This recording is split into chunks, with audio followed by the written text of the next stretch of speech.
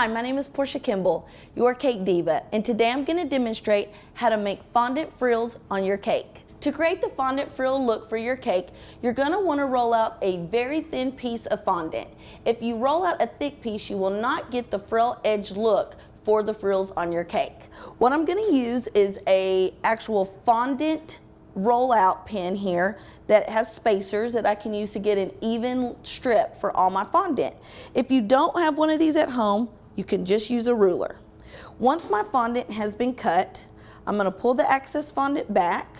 Now do know that sometimes when you use fondant, you'll want to get rid of all those little frilly edges, but we're going to use it to our advantage for this cake because that's the look that we're going for. I'm going to take my strip here. I'm going to use a small cell pad. The cell pad is just a little bit thicker than a sponge pad. I'm going to take a ball and veining tool and I'm going to go in about a little bit more than a ½ inch on my strip and then pull out. You're going to want to press down firmly so you can get the frill look. If you're not happy with it and you think it's still too thick or it didn't give you enough frill, you can go back over it as many times as you want. If it tears during the process, do not be upset because that's just going to enhance the look.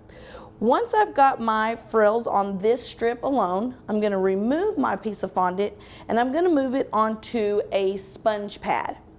This was going to enable me to just press down even firmer. As you notice that when you are using your ball and veiner tool, the fondant is going to raise up, and that's because I'm gently pressing down on the frills that I've already created. You can either tear or cut off any excess piece of fondant that you're not going to use. I have a little cup of water here and a decorating brush. I'm going to add water onto the area. I'm going to add the strip.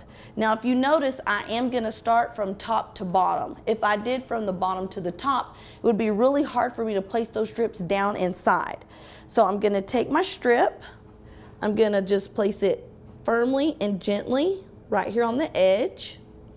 Like I said, any excess you can just tear off with your finger. And now I'm going to just use my fingers and press that down, and then you'll have your frills for your cake. You're going to repeat this process over and over from top to bottom all the way around your cake. And this is how you create fondant frills for your cake.